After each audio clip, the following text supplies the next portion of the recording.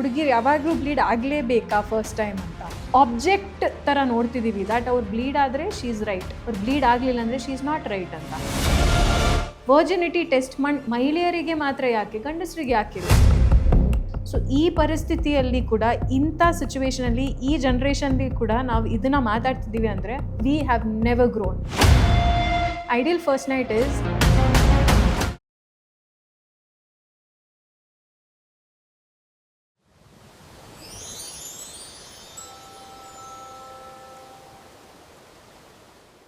ನಮಸ್ಕಾರ, ಇದು ಇನ್ನೂನು ಬೇಕಾಗಿದೆ. ನಾನು ಬಡಕಿಲಾ ಪ್ರದೀಪ್. ನಮ್ಮ ಜೊತೆ ಡಾಕ್ಟರ್ ದುರ್ಗಾಶ್ರೀ ಶೆಟ್ಟಿ ಇದ್ದಾರೆ. ಅವ್ರನ್ನ ಕಾರ್ಯಕ್ರಮಕ್ಕೆ ಸ್ವಾಗತ ಮಾಡೋಣ. Welcome to the show. ಈಗ ಫಸ್ಟ್ ನೈಟ್ ಅಂತ ಬಂದಾಗ, ಅಥವಾ ಪ್ರಸ್ತ ಅಂತ ಏನಂತಾರೆ, ಅದು ಬಂದಾಗ ಇರುವಂಥ ನೀವು ಕೇಳಿರುವಂಥ ತುಂಬ ದೊಡ್ಡ ದೊಡ್ಡ ಮಿತ್ಗಳೇನು, ಅಥವಾ ಅದರ ಸುತ್ತ ಇರುವಂಥ ನಂಬಿಕೆಗಳು? ಓಕೆ, ಆಫ್ಕೋರ್ಸ್ ನಮಗೆಲ್ರಿಗೂ ಗೊತ್ತಿರೋ ಥರ ಫಸ್ಟ್ ಮಿತ್ ಇಸ್ ದ್ಯಾಟ್ ಹುಡುಗಿರು ಫಸ್ಟ್ ನೈಟ್ ದಿನ ಬ್ಲೀಡ್ ಆಗಲೇಬೇಕು ಅಂತ. ದಟ್ ಈಸ್ ದ ಫಸ್ಟ್ ಮಿತ್ ನನ್ನ ಲೈಫಲ್ಲಿ. ನಾನು ಫಸ್ಟ್ ಟೈಮ್ ಕೇಳುವಾಗ I remember me as a doctor also, ನನಗೆ ಸ್ವಲ್ಪ ಐ ಗಾಟ್ ಮ್ಯಾರಿಡ್ ಸೂನ್. ನಾನು ಬೇಗ ಮದುವೆ ಆಗಿದ್ದೆ. ಸೊ ನನಗೂ ಕೂಡ ಆವಾಗ, ಬಿಕಾಸ್ ನಾನು ಸೆಕ್ಷುವಲ್ ಹೆಲ್ತ್ ಕಂಪ್ಲೀಟಾಗಿ ಡೀಪಾಗಿ ನಾನು ಆವಾಗ ರಿಸರ್ಚ್ ಮಾಡಿರಲಿಲ್ಲ. I was in my UG, ನನಗೆ ನೆನಪಿದೆ.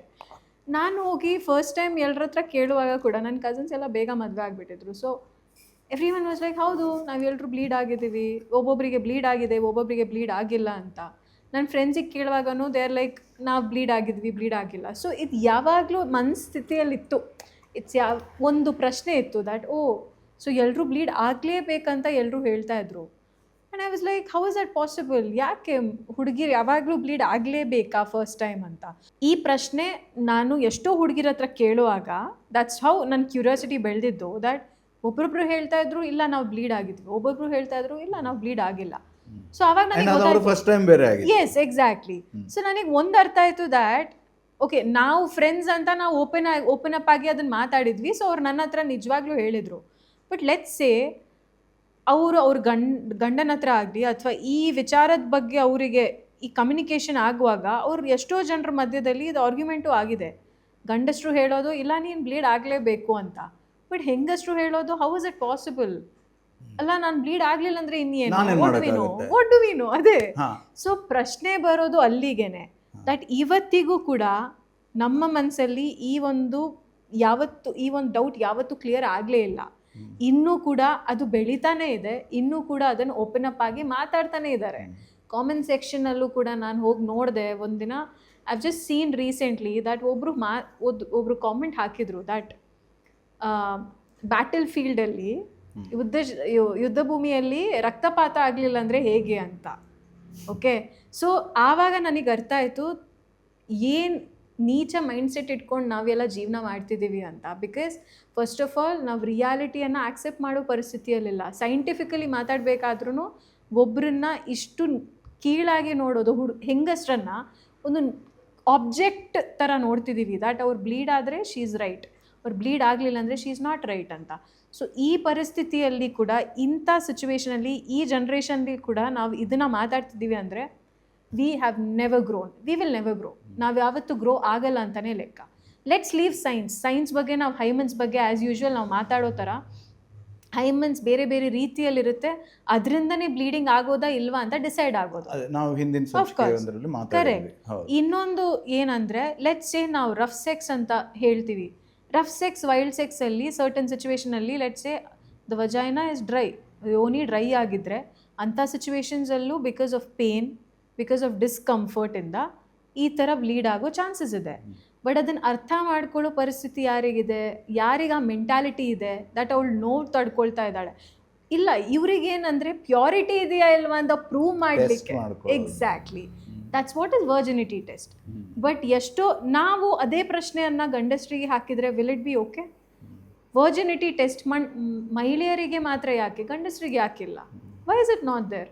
ನಾವು ಯಾಕೆ ಮಾತಾಡಲ್ಲ? It's not about gender differentiation. I never talk about gender differentiation. But at the end of the day, ಇಂಥ ಪ್ಯೂರಿಟಿ ಟೆಸ್ಟ್ ಒಂದು ಜೆಂಡರಿಗೆ ಇದ್ದರೆ ಇನ್ನೊಂದು ಜೆಂಡರಿಗೂ ಇರಬೇಕು ತಾನೆ. ಯಾರು ಹೇಳಿದ್ದು purity of testing was bleeding or not? ಯಾರು ಹೇಳಿಲ್ಲ. ಓಕೆ, ಸೊ ಮಿತ್ಸ್ ಇದು ಬಿಟ್ಟರೆ ಬೇರೆ ಏನಾದರೂ? One is this, one more is that of course ನಂಗೆ ಗೊತ್ತು, I don't know if you know, but ಒಂದು ಪಾರ್ಟ್ ಆಫ್ ದ ಕಂಟ್ರಿಯಲ್ಲಿ ನಾರ್ಮಲ್ ಆಗಿ ಅವ್ರು ಶೀಟ್ಸ್ ಹಾಕ್ತಾರೆ. This is one of the story that I heard that ಅವ್ರು ವೈಟ್ ಶೀಟ್ಸ್ ಹಾಕ್ತಾರೆ. I am sure ನಿಮಗೆ ಗೊತ್ತಿರ್ಬೋದು, ವೈಟ್ ಶೀಟ್ಸ್ ಹಾಕ್ತಾರೆ. ಆ ವೈಟ್ ಶೀಟಲ್ಲಿ ಬ್ಲೀಡಿಂಗ್ ಸ್ಪಾಟ್ಸ್ ಇದ್ದರೆ ಮಾತ್ರ ಹೌದು ಬಿಳಿ ಬಟ್ಟೆ ಹಾಕ್ತಾರೆ.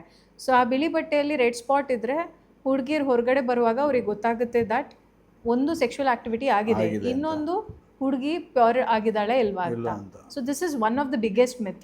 ಇದಕ್ಕಿಂತ ಜಾಸ್ತಿ ಮಿತ್ಸು ಫಸ್ಟ್ ನೈಟ್ ದಿನ ನಾವು ಯಾವತ್ತೂ ಏನೂ ಕೇಳಲಿಲ್ಲ. ಹೌದು, ಅವ್ರು ಹೇಳ್ತಾರೆ ಹಾಲು ಕೇಸರಿ ಇತ್ಯಾದಿ, ಅದು ಒಂದ್ ಕೈಂಡ್ ಆಫ್ ಎನರ್ಜಿ ಡ್ರಿಂಕ್ ಅಂತ ಹೇಳ್ತಾರೆ. ಅದು ಮಾತ್ರ ಅಲ್ಲ, ಎಲ್ಲರೂ ರೆಗ್ಯುಲರ್ಲಿ ತಗೊಳ್ಳೋದ್ರಲ್ಲೂ ತಪ್ಪಿಲ್ಲ. ಎಕ್ಸಾಕ್ಟ್ಲಿ. ಸೊ ಅದನ್ನ ನೀವು ಒಪ್ಕೋಬಹುದು.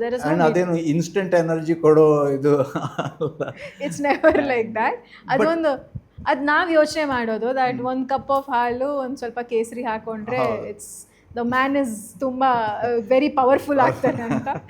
But it is not only about the power ಅಂತಾನು ಕೂಡ ನೀವು ಹೇಳ್ತೀರಾ. ಬಟ್ ಒಂದು ಐಡಿಯಲ್ ಫಸ್ಟ್ ನೈಟ್ ಅಂದ್ರೆ ಹೇಗಿರಬೇಕು ನಿಮ್ಮ ಪ್ರಕಾರ? ಐಡಿಯಲ್ ಫಸ್ಟ್ ನೈಟ್ ಇಸ್, ನೀವು ಹುಡುಗಿ ಆಗಲಿ ಅಥವಾ ಹುಡುಗ ಆಗಲಿ ಇಬ್ಬರು ಎಷ್ಟು ಅರ್ಥ ಮಾಡ್ಕೊಂಡಿದ್ದೀರಾ. ಬಿಕಾಸ್ ನಾವು ಡಿಫೈನ್ ಮಾಡಿದ್ದೀವಿ ದಟ್ ಫಸ್ಟ್ ನೈಟ್ ದಿನ ಸೆಕ್ಸ್ ಆಗಲೇಬೇಕು ಅಂತ. ಬಟ್ ಆ ಡೆಫಿನೇಷನ್ ಇಟ್ಟಿರೋರು ಯಾರು? ಒಂದು. ಎರಡನೇದು, when you talk about having ಸೆಕ್ಸಲ್ಲಿ ಇಬ್ಬರನ್ನಿಬ್ಬರು ತಿಳ್ಕೊಳ್ಳೋದು ಜಾಸ್ತಿ. ಓಕೆ, ಸೊ ನೀವಿಬ್ಬರು ನಿಮ್ಮಿಬ್ಬರನ್ನ ಅರ್ಥ ಮಾಡ್ಕೊಳ್ಳಿಲ್ಲ, ಬಟ್ ಡೈರೆಕ್ಟಾಗಿ ಸೆಕ್ಷುವಲ್ ಆ್ಯಕ್ಟಿವಿಟಿಗೆ ಹೋಗ್ತಿದ್ದೀರಾ. ಲೆಟ್ಸ್ ಎ ಅರೇಂಜ್ ಮ್ಯಾರೇಜಸಲ್ಲಿ ಏನಾಗ್ತಾ ಇತ್ತು, ಫಸ್ಟ್ ನೈಟಲ್ಲಿ ಸೆಕ್ಸ್ ಆಗಲೇಬೇಕು ಅಂತ ಒಂದಿತ್ತು at the end of the day. ಈಗ ಎಷ್ಟು ಜನ ಮಾಡ್ತಾರೆ ಬಿಡ್ತಾರೆ ನಂಗೆ ಗೊತ್ತಿಲ್ಲ, ಬಟ್ ಆ ಮುಹೂರ್ತ ಸೆಟ್ ಮಾಡೋದೇ ಸೆಕ್ಸ್ ಮಾಡಬೇಕಂತಾನೆ. So at the end of the day at least ಈಗಾದರೂ ಜನರು ಅರ್ಥ ಮಾಡ್ಕೊಂಡಿದ್ದಾರೆ ಅಂತ ಅಂದ್ಕೊಳ್ತೀನಿ ದಟ್ ನೀವಿಬ್ಬರು ಜೊತೆ ಎಷ್ಟು ಫುಲ್ ಜೀವನ ಕಳ್ಕೊಳ್ತೀರಾ. ಓಕೆ, ಅದೇ ಫಸ್ಟ್ ನೈಟ್ ಯಾಕೆ ಡಿಫೈನ್ ಮಾಡಬೇಕು ದಟ್ ಅದೇ ದಿನ ನಾನು ಸೆಕ್ಸ್ ಮಾಡಲೇಬೇಕು? ನಾನು ನನ್ನ ಪಾರ್ಟ್ನರ್ನ ಅರ್ಥ ಮಾಡ್ಕೊಂಡಿದ್ದೇನೆ ಇಲ್ವಾ ಅಂತ, ಅದಕ್ಕಿಂತ ಜಾಸ್ತಿ ನಾನು ಫಸ್ಟ್ ನೈಟಲ್ಲಿ ಸೆಕ್ಸ್ ಮಾಡಲೇಬೇಕು ಅಂತ ಇರೋದು ಅದು ತಪ್ಪು. This is happen. ನನಗೊಂದು ಇನ್ಸಿಡೆಂಟು ಗೊತ್ತಿದೆ ವೇರ್ ಒಬ್ಬರು ಹೆಂಗ್ಸ್ ನನ್ನ ಹತ್ರ ಬಂದು ಅಳ್ಕೊಂಡಿದ್ರು ದ್ಯಾಟ್ ನನಗೆ ಮದುವೆ ಆಯಿತು, ಮದುವೆ ಆದಮೇಲೆ ನನಗೆ ಗೊತ್ತಿರಲಿಲ್ಲ ದ್ಯಾಟ್ ಅದು ಅರೇಂಜ್ ಮ್ಯಾರೇಜ್ ಅಂತೆ. So what happens is, arrange ಮ್ಯಾರೇಜಲ್ಲಿ ಅವ್ರು ಎಕ್ಸ್ಪೆಕ್ಟ್ ಮಾಡಿದ್ರು ದ್ಯಾಟ್ ನನ್ನ ಪಾರ್ಟ್ನರ್ ನನ್ನನ್ನು ಅರ್ಥ ಮಾಡ್ಕೊಳ್ತಾರೆ, ಮೋಸ್ಟ್ಲಿ ಜೀವನ ಬಗ್ಗೆ ಮಾತಾಡ್ತೀವಿ, ಏನು ಪ್ಲ್ಯಾನ್ಸ್ ಅಂತ. ಸೊ ವಿದಿನ್ 2 months ಅವ್ರಿಗೆ ಮದುವೆ ಆಗುತ್ತೆ. On the first night only he literally does, ಅವ್ರು ಸೆಕ್ಸ್ ಮಾಡಿಬಿಟ್ರು. ಹೆಂಗಸು ಏನೂ ಹೇಳಿಲ್ಲ ಅಂತ. She didn't go to tell anything. ಯಾಕಂದರೆ ಹೇಳಿದರೆ ಅಲ್ಲಿ ಒಂದು ಪ್ರಶ್ನೆ ಬಂದುಬಿಡುತ್ತೆ. ನೆಕ್ಸ್ಟ್ ಡೇ ಆ ಡಿಸ್ಕಷನ್ ಆಗುತ್ತೆ ದಟ್ ನನ್ನ ಫ್ರೆಂಡಿಗೆ ಅವ್ರ ಹೆಂಡತಿ ಮದುವೆ ಆದಮೇಲೆ ಸೆಕ್ಸ್ ಮಾಡ್ಲಿಕ್ಕೆ ಬಿಟ್ಟಿಲ್ಲ. ಯಾಕೆ ಬಿಟ್ಟಿಲ್ಲ ಅಂತ ನಾವು ಗಂಡಸರು ಕೂತ್ಕೊಂಡು ಮಾತಾಡುವಾಗ ನಾವು ಹೇಳಿದ್ವಿ ಏನೋ ಒಂದು ಇರಬೇಕಾ ಅವಳ ಲೈಫಲ್ಲಿ, ಏನೋ ಒಂದಿದೆ, ಇಲ್ಲದಿದ್ದರೆ ಅವಳು ಸೆಕ್ಸ್ ಮಾಡ್ಲಿಕ್ಕೆ ಯಾಕೆ ಬಿಟ್ಟಿಲ್ಲ ಅಂತ ಪ್ರಶ್ನೆ ಬಂತಂತೆ.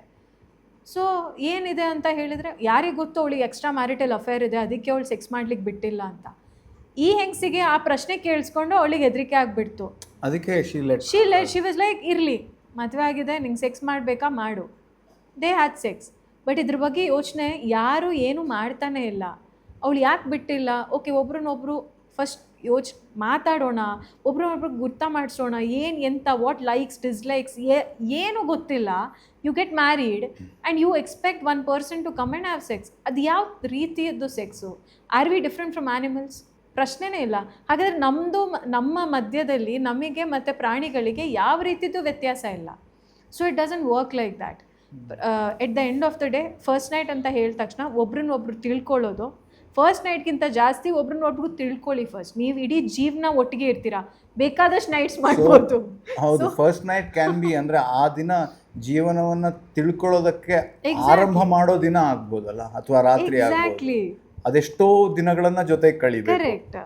ಅದ್ಬಿಟ್ಟು ಟೆಸ್ಟ್ ಮಾಡೋದಿರ್ಬೋದು, ಅಥವಾ ಅದೇನೇ ಒಂದು ಈ ರೀತಿದು ಮೆಂಟಲ್ ಎಕ್ಸಾಮಿನೇಷನ್ಸ್ ಅವಳು ಮಾಡಿಲ್ಲ, ಅವಳು ಕೊಟ್ಟಿಲ್ಲ ಅಂದರೆ ಅವಳಿಗೆ ಯಾರೋ ಒಬ್ರು ಇದ್ದಾರೆ, ಈ ಥರದ ಯೋಚನೆಗಳು ಬಿಟ್ಟು ನೀವು ನಿಜವಾಗ್ಲೂ ಅವರನ್ನು ಅರ್ಥ ಮಾಡ್ಕೊಂಡಿದ್ದಾರೆ ಇಲ್ವಾ, ಎಷ್ಟು ಪ್ರೀತಿ ಬೆಳೆಸ್ತೀರಾ ಅದ್ರ ಮೇಲೆ ಡಿಪೆಂಡೆಡ್ ಆಗಿ ನೀವು ಮುಂದೆ ಹೋಗ್ಬೋದು ಅಂತ. Thank you so much. First night ಅಂದರೆ ಬರೀ ಸೆಕ್ಸ್ಗಿಂತ ಹೆಚ್ಚು ಜೀವನದ ಆರಂಭ. ಒಬ್ಬರು ಇನ್ನೊಬ್ಬರ ಮನೆ ಸೇರ್ತಿದ್ದಾರೆ, ಇನ್ನೊಬ್ಬರ ಜೀವನ ಸೇರ್ತಿದ್ದಾರೆ, ಅವರ ಎಲ್ಲ ಕುಟುಂಬವನ್ನು ಬಿಟ್ಟು ಬರ್ತಿದ್ದಾರೆ. ಅದನ್ನೆಲ್ಲ ಮೀರಿ ನೀವು ಅವ್ರನ್ನ ಟೆಸ್ಟ್ ಮಾಡ್ತಿದ್ದೀರಿ ಅಂತಂದಾಗ ಇನ್ನೊಂದು ಅವರಿಗೆ ಮೆಂಟಲ್ ಪ್ರೆಷರ್ ಹಾಕೋ ಬದಲು ಅವ್ರನ್ನ ನಿಮ್ಮವರಾಗಿ ಕಾಣಿ ಅಂತ ಹೇಳ್ತಾ ಈ ಸಂಚಿಕೆಯನ್ನು ಇಲ್ಲೇ ಮುಗಿಸ್ತಾ ಇದ್ದೀವಿ. ನಮಸ್ಕಾರ.